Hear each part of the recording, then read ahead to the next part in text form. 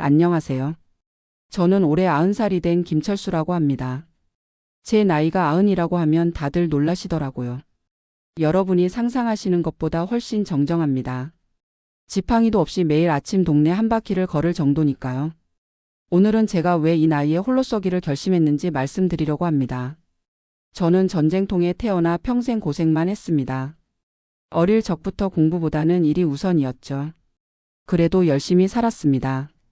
누구보다 성실하게 일했고 아내와 함께 3남매를 키웠습니다. 토목회사에서 기술자로 일하면서 꽤 인정받았어요. 매일 새벽부터 밤늦게까지 일하는 게 저의 일상이었습니다. 35살에 결혼한 저는 당시 월급 15,000원으로 시작해서 마지막에는 과장까지 올라갔죠. 큰 부자는 아니었지만 애들 셋 다 대학까지 보냈고 결혼도 시켰습니다.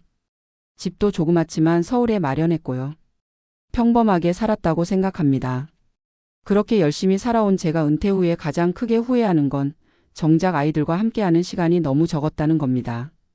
아이들이 어릴 때는 살림을 꾸리기 바빴고 조금 여유가 생겼을 때는 아이들이 이미 다 커서 각자의 삶을 살고 있었으니까요. 아내는 제가 65살 때 갑작스러운 뇌출혈로 세상을 떠났습니다. 갑자기 혼자가 된 저는 처음에는 어떻게 살아야 할지 막막했습니다. 밥도 제대로 해먹지 못했고 집안일은 더더욱 못했죠. 아내가 살아있을 때는 그런 것들을 전혀 신경 쓰지 않았으니까요. 아내가 떠나고 1년쯤 지났을 때 큰딸이 제안을 했습니다.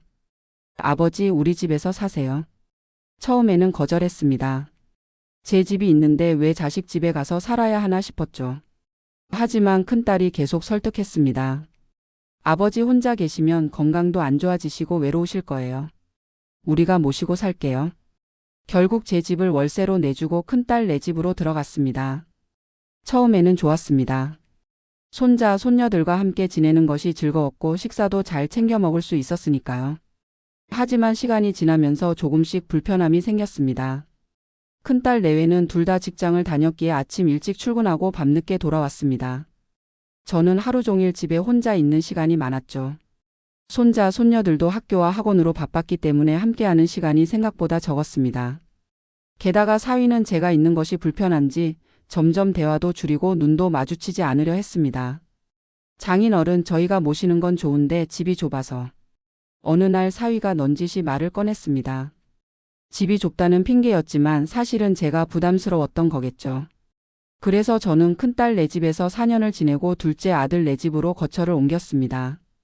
둘째 아들 네는 맞벌이를 하지 않았습니다. 며느리가 전업주부로 있었기 때문에 식사나 생활 면에서는 더 편했습니다.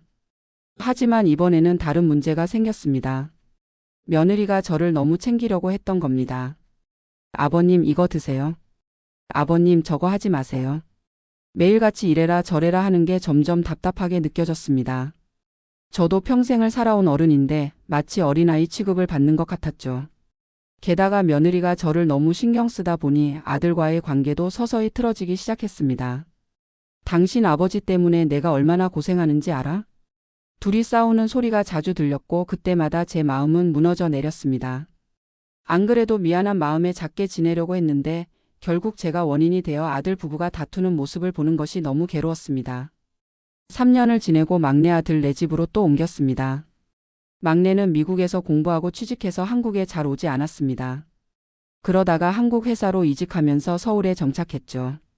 막내 며느리는 외국에서 만난 여성이었는데 한국말도 서툴고 한국 문화에 적응하느라 바빴습니다. 처음에는 저를 환영했지만 시간이 지나면서 문화 차이로 인한 갈등이 생겼습니다. 아버님, 미국에서는 노인들도 독립적으로 살아요. 왜 자식들과 같이 살아야 하나요? 한국 문화를 이해하지 못하는 며느리에게 제가 함께 사는 것은 이상한 일이었나 봅니다. 하지만 가장 마음 아팠던 것은 손주들과의 관계였습니다. 해외에서 자란 손주들은 저와 대화하는 것을 어려워했습니다. 한국어를 잘하지 못했고 저는 영어를 못했기 때문이죠. 마치 외국인처럼 서로를 바라보는 시간이 길어질수록 제 마음은 더 외로워졌습니다. 이런 삶이 계속되면서 저는 점점 우울해졌습니다. 자식들의 집을 돌아다니며 살고 있지만 어디에서도 진정한 제 자리를 찾지 못하고 있었기 때문입니다. 아버지, 이번엔 큰 누나네 가서 좀 계세요. 아니, 둘째 형네 가시는 게 어때요? 자식들은 마치 짐을 돌려막듯이 저를 서로에게 미루었습니다. 직접적으로 말하지는 않았지만 그들의 눈빛과 행동에서 제가 부담스럽다는 것을 느낄 수 있었습니다. 그러다 작년 겨울 제 생애 가장 충격적인 일이 있었습니다. 막내 아들 집에 머물고 있을 때였습니다. 제가 잠시 낮잠을 자고 있었는데 부부가 이야기하는 소리가 들렸습니다. 여보, 아버님을 요양원에 모시는 건 어때요? 아직은 아닌 것 같은데. 하지만 아버님 나이가 많으시잖아요. 우리 둘 다 일하는데 집에 혼자 계시는 것도 위험하고. 마치 얼음물을 뒤집어 쓴 것 같았습니다. 아직 스스로 모든 것을 할 수 있는데 요양원이라니요. 그날 밤 저는 한숨도 자지 못했습니다. 평생 자식들을 위해 살았는데 이제는 그저 처리해야 할 짐이 되어버린 느낌이었습니다. 다음 날 아침 저는 결심했습니다. 더 이상 자식들에게 의존하지 않고 제 삶을 살아가기로요. 나 이제 내 집으로 돌아갈게. 아이들은 놀라워했습니다. 아버지 혼자 어떻게 지내실 거예요? 걱정 마라. 내가 평생 혼자 못 살았나? 제 월세로 내준 집을 다시 찾아왔습니다. 오래 비워두었던 탓에 먼지가 쌓이고 냄새가 나서 며칠은 청소하느라 고생했지만 그래도 마음은 편했습니다. 이제 제 삶을 제가 통제할 수 있다는 사실이 좋았습니다. 하지만 곧 현실적인 문제에 부딪혔습니다.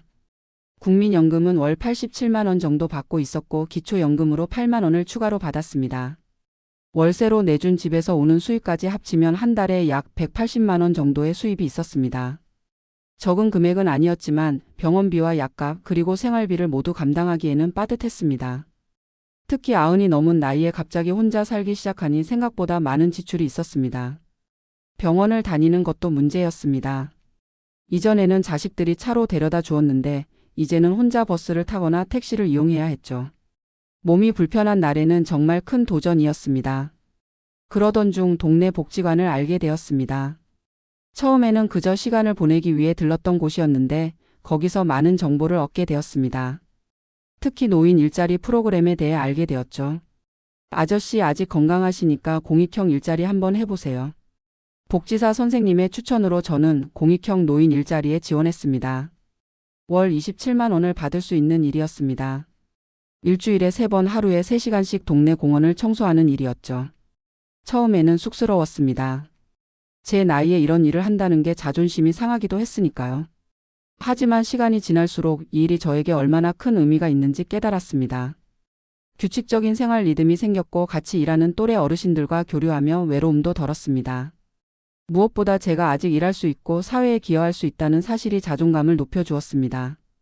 철수 씨 오늘도 일찍 오셨네요. 같이 일하는 박영수 씨는 저보다 5살 어린 85살입니다. 그는 저와 비슷한 처지였습니다. 아내를 일찍 여의고 자식들 집을 전전하다가 결국 혼자 살게 된 경우였죠. 우리는 금방 친해졌고 일이 없는 날에도 만나서 바둑을 두며 시간을 보냈습니다. 철수 씨, 자식들 집에서 살 때가 더 편하지 않았어요? 영수 씨가 어느 날 물었습니다. 저는 고개를 저었습니다. 물질적으로는 편했을지 모르지만 마음은 편하지 않았어. 뭐가 그렇게 불편했어요? 자존심이 상했어. 평생 가장으로 살다가 갑자기 누군가에게 의존하는 존재가 되니까. 그것도 내 자식들한테 눈치를 봐야 한다는 게. 영수 씨는 깊이 공감한다는 듯 고개를 끄덕였습니다. 나도 그래요. 자식들이 효도한다고 하는 건데 왜 이렇게 마음이 불편한지. 우리는 서로의 이야기를 들으며 위로를 얻었습니다. 혼자 사는 것이 쉽지는 않지만 적어도 당당하게 살 수 있다는 사실이 좋았습니다. 복지관에서는 다양한 프로그램들이 있었습니다. 컴퓨터 교실, 노래 교실, 요리 교실 등 배울 수 있는 것들이 많았습니다. 저는 용기를 내서 컴퓨터 교실에 등록했습니다. 손주들과 카카오톡으로 대화하고 싶었기 때문이죠. 처음에는 마우스 클릭 하나하나가 어려웠습니다. 아이고 이걸 어떻게 배우나. 좌절도 많이 했습니다. 하지만 선생님이 인내심을 갖고 가르쳐 주셨고 저도 포기하지 않고 배웠습니다. 3개월이 지났을 때 저는 드디어 카카오톡으로 손주들에게 메시지를 보낼 수 있게 되었습니다. 할아버지가 직접 카톡을 보내신 거예요? 손주들은 놀라워했고 저는 그 반응이 뿌듯했습니다. 점점 자식들과의 관계도 변화하기 시작했습니다. 제가 그들에게 의존하지 않고 스스로 삶을 꾸려나가는 모습을 보면서 그들의 태도가 달라졌습니다. 아버지 주말에 저희 집에 식사하러 오세요. 이제는 그들이 먼저 연락해서 초대를 했습니다. 전에는 의무감에서 저를 모셨다면 이제는 정말로 만나고 싶어서 연락한다는 느낌이 들었습니다. 관계의 균형이 바뀐 것입니다. 저도 더 이상 눈치를 보지 않고 당당하게 그들의 집을 방문할 수 있었습니다. 물론 어려움도 있었습니다. 특히 건강 문제가 가장 큰 고민이었습니다. 작년에는 갑자기 어지러움이 심해져서 응급실에 실려간 적도 있었습니다. 그때 정말 무서웠습니다. 내가 쓰러지면 누가 알아줄까? 그런 두려움이 있었죠. 하지만 그 일을 계기로 저는 더 철저히 건강을 관리하기 시작했습니다. 매일 아침 스트레칭을 하고 동네를 한 바퀴 걷는 것을 습관화했습니다. 식사도 규칙적으로 하려고 노력했고 복지관에서 알게 된 영양사 선생님의 조언에 따라 식단도 조절했습니다. 또한 응급 상황을 대비해 응급 호출기도 설치했습니다. 자식들도 주기적으로 연락해서 제 안부를 확인했고요. 가끔은 외로움이 밀려올 때도 있었습니다. 특히 밤이 되면 더 그랬습니다. 수십 년을 함께 살았던 아내가 문득 생각나고 집안에 울려 퍼지는 적막함이 가슴을 아프게 했습니다. 그럴 때면 저는 라디오를 켜고 옛날 노래를 들었습니다. 또는 일기를 썼습니다. 처음에는 그저 시간을 보내기 위해 시작한 일기였는데 점점 제 감정을 정리하는 중요한 도구가 되었습니다. 오늘도 무사히 하루를 보냈다. 영수와 바둑을 두었는데 또 졌다. 내일은 손자 생일이라 선물을 사러 가야겠다. 이런 소소한 일상을 기록하는 것이 저에게는 큰 위안이 되었습니다. 작년에는 특별한 일도 있었습니다. 복지관에서 어르신들의 인생 이야기를 책으로 만드는 프로젝트를 진행했는데 저도 참여하게 되었습니다. 처음에는 내 인생이 뭐 대단하다고 책으로 만들까 싶었지만 이야기를 나누다 보니 제 인생에도 남들에게 들려줄 만한 이야기가 많다는 것을 깨달았습니다. 전쟁통에 겪은 일들, 가난했지만 꿈을 꾸었던 청년 시절, 회사에서 일하며 겪은 다양한 경험들, 자식을 키우며 느꼈던 기쁨과 고통. 이런 이야기들을 하나씩 풀어내면서 제 인생을 돌아보는 시간을 가졌고 그것이 작은 책자로 만들어졌습니다. 자식들에게 그 책을 선물했을 때 그들의 반응은 제가 예상했던 것보다 훨씬 컸습니다. 아버지, 이런 이야기들을 왜 전에는 해주지 않으셨어요? 정말 몰랐어요. 아버지가 이렇게 힘든 시간을 보내셨다는 것을. 그들은 제 이야기를 통해 처음으로 저를 한 인간으로 바라보게 된 것 같았습니다. 단순히 아버지라는 역할이 아니라 자신만의 꿈과 고통, 기쁨을 가진 한 사람으로요. 이런 경험들을 통해 저는 점점 나이 드는 것에 대한 두려움을 극복해 나갔습니다. 물론 여전히 신체적인 한계는 있습니다. 예전처럼 빨리 걷지 못하고 가끔 기억력이 떨어지기도 합니다. 하지만 그것이 제 삶의 가치를 떨어뜨리지는 않는다는 것을 알게 되었습니다. 오히려 제 나이에 맞는 새로운 가능성과 기쁨이 있다는 것을 발견했습니다. 특히 시간의 여유는 젊었을 때는 상상할 수 없었던 큰 선물이었습니다. 이제는 해 뜨는 것을 여유롭게 바라볼 수 있고 길가의 꽃 한 송이에도 오래 시선을 두고 감상할 수 있습니다. 젊었을 때는 그저 지나쳤을 작은 기쁨들을 이제는 충분히 누릴 수 있게 된 것입니다. 지난달에는 복지관에서 특별한 만남이 있었습니다. 어르신, 이분은 윤영자 씨인데 새로 오신 분이에요. 한 여성분을 소개받았는데 알고 보니 제가 다니던 초등학교 동창이었습니다. 80년 만에 재회였습니다. 아이고, 철수 맞아? 영자야, 너 정말 그때 그 영자 맞아? 우리는 서로를 알아보고 놀라움을 감추지 못했습니다. 어린 시절 추억을 나누며 웃고 울던 그 시간은 정말 특별했습니다. 평생을 다른 길로 걸어왔지만 같은 시대를 살아온 동년배가 주는 위로와 공감은 그 어떤 것으로도 대체할 수 없는 것이었습니다. 이제 저는 제 선택에 후회가 없습니다. 자식들에게 의존하지 않고 독립적으로 사는 것이 쉬운 일은 아니지만 그만큼 얻는 것도 많습니다. 자존감, 자유, 그리고 새로운 가능성. 이제 자식들과의 관계도 더 건강해졌습니다.